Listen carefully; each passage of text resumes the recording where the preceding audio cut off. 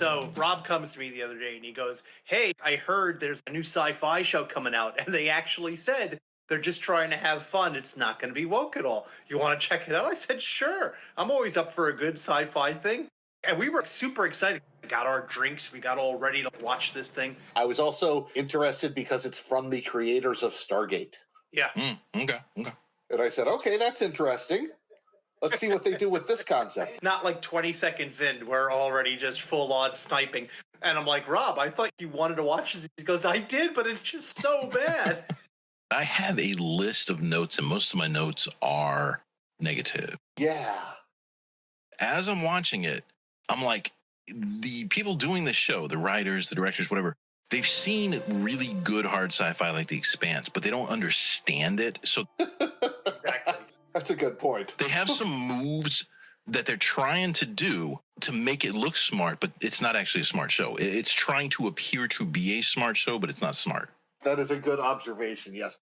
It also doesn't help the really, really amazingly, mind-numbingly crappy special effects they have. They're on a budget. That was like 20 years ago CGI. Like when they were doing their zero-G spacemen floating around thing. Yes, I loved that. They started out with the establishing shot of, and I'm sure they're proud as fuck of this. Let's see the ARK. Let's pan over the ARK. Yes. So I immediately see a long ship with rotating hab rings, and I'm like, okay, that's cool. Right. And I'm thinking, wait, are those thrusters? Is it thrusting? It's A or B. The ship's either under thrust gravity or it's on the float because, you know, they want to save fuel and it's a long trip. So they got up to whatever speed they needed to be at, then cut the engines. They're on the float the entire rest of the way at that same, you know, speed they're going at. Right. Then there would not be any thrust, therefore no thrust gravity. So they would need rings spinning. Either are thrusting or you have hab rings, not both. Maybe the hab rings are there, but they're certainly not activated when you're thrusting. That makes no sense. Yeah, they were doing both. Also, everybody's in cryo sleep. Why do you need gravity? Why are they spinning? Why are they spinning? You're just wasting power.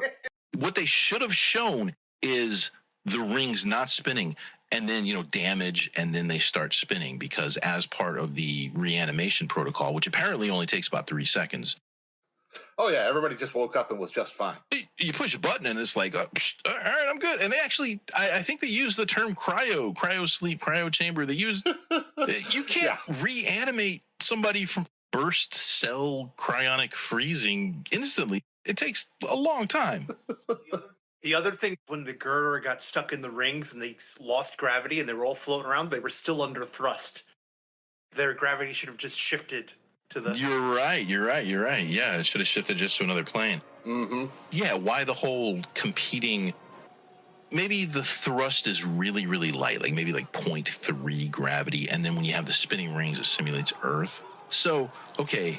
They wouldn't step on each other because the spin would be so much more powerful than the thrust. Well, they should have started drifting then back towards the back of the ship. They should have. There's so many things that are just so easily fixable if you just know what you're talking about. But that gets back to my original point where these guys just aren't smart. The entire first half of the show was just a cocaine binge, man. They just charged right at you and just started like nailing you over the head with plot points. And they're just like rushing in 14 different directions. These people are in an emergency situation and really don't know a whole lot about each other. Some people, it's the first time they're meeting. Immediately, everybody's to their plot point position. You know, this guy doesn't like this one, and this one doesn't like this one. Why? Because they tried to do the good way to start a show, which is like a little bit of action to hook you in before you start doing the drama. They just didn't give it any wiggle room at all. And they beat it into your face with such ferocity that you were just scared. They were going to come charging at you with plot points again.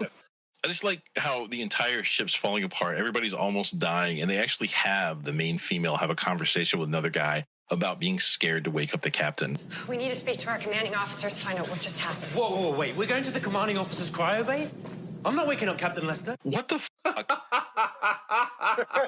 That's what a captain is for. That's when you wake up the captain. There's no way you don't wake up the captain when that happens. The fact that they have any kind of hesitancy means that these people really shouldn't be officers. It means they're idiots. New drinking game. Every time you notice something like that, you have to take a Everything we notice a clumsy attempt at being hard sci-fi. Yeah, actually. I don't like protagonist Lady Lieutenant. She looks very shrewish. I don't like her face. I don't like her. She is not a leading lady kind of thing. A total misogynist comment coming. Here it comes. Well, okay. If you're going to have a leading lady protagonist, get somebody hot. Yeah, she looks like a substitute teacher. I just like get a good leader when she was just making decisions for the ship and not telling the other people. Like that just breeds dissent, you know? It could have taken 2 seconds to say, hey, listen, we're going to transfer power. Is that okay? Are we going to turn off any major systems? Yeah, there's 3 lieutenants left. I mean, number one, they should be going at this by seniority, who's been a lieutenant the longest. And number 2, they never just met and talked about this. I mean, you guys are the 3 commanding officers of the ship. You need to talk about who's in charge and what we're going to do. But they all start herring off in their own directions because they have like unresolved personality conflicts that have sprung up out of nowhere. Did you ever read the famous short story, The Cold Equations? It basically goes into just the brutality of space. There's only so much fuel. You have a very small window to change things. That's why, like, the Apollo mission was so scary coming back when they lost their instrument. And just this kid bringing 50 tons of dirt, somehow smuggling it on board. Well, it was his personal space allotment, so instead of 50 tons of comic books and toys, he decided to have 50 tons of dirt. Yeah, how did he smuggle so many tons of dirt onto the ship? It's dirt.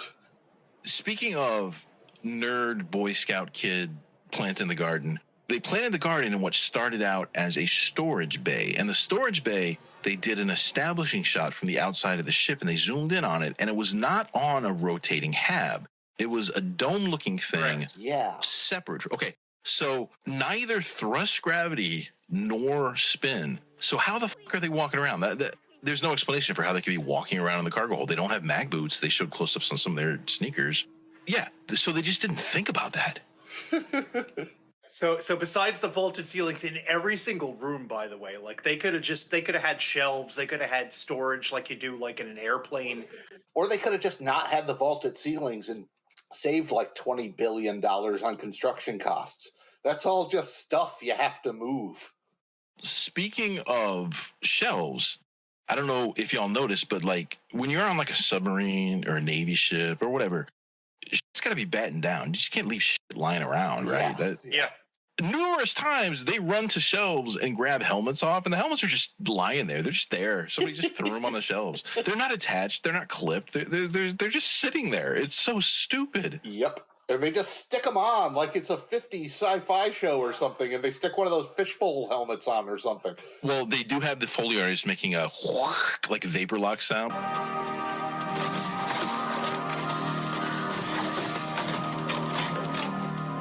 But there's no vapor lock. No, there's not. They're just sitting there straight on their heads like they're Halloween costumes. I absolutely loved when you get to the bridge. It was legitimate bridge tables holding up just laptops. It was like fold-down card tables and stuff. They sent someone out, and that's why they bought them. They were like, well, they're bridge tables. They needed something where they could repurpose the room for other parts of the ship, so that's why they had to come up with something they could move. We need to turn this into a garden in 10 minutes. Go, go, go. And speaking of the garden, by the way, when they first turned it on and it drew power from the rest of the ship, how much power are these lights taking? You have fusion engines.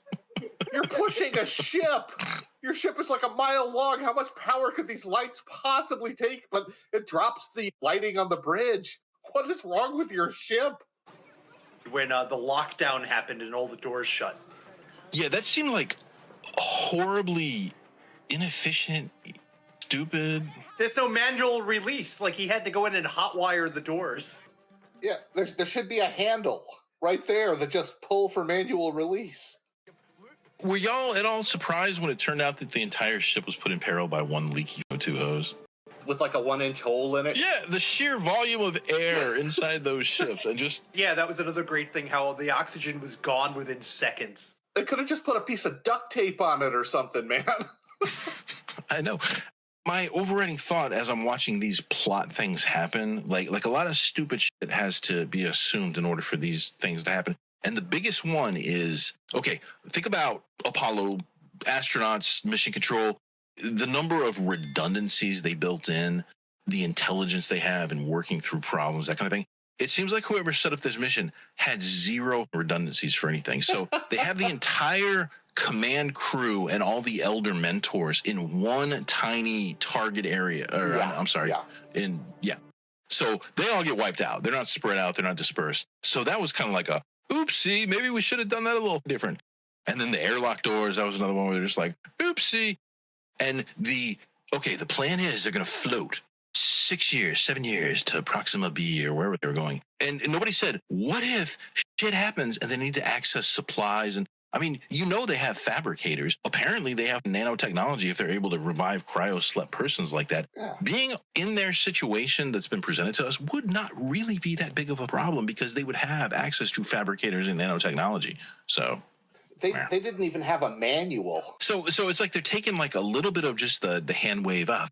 Nobody will notice. Stargate was full of that. Star Trek is full of that. Oh, yeah. So plus in their favor, she rolls out of her coffin. She's got the baggy spacesuit, hits a button, and it tightens up on her.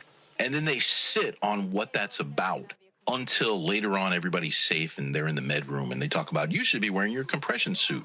And they actually give a little bit of details about what they're talking about.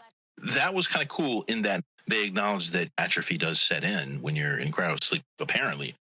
I mean, I don't know. Maybe instant nanobots could fix that, you'd think. But whatever. I kind of, I don't know if they achieved it, but I'm like, all right, I see what you're doing with the compression suits. That's cool, I guess. Thanks for putting that detail in. I thought that was good.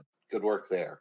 Another good point about the show, I like that it has a international crew, a whole bunch of people all over. And I like how they acknowledged that the crew at the outset was so big that most of the people are strangers, do not know who anybody else is, that kind of thing. But everybody hates everybody else for some reason. Yeah. They're all catty bitches. It does feel like from the little story seeds they dropped in, it does seem like this was thrown together very quickly. That's the tagline for the whole show, is hastily assembled.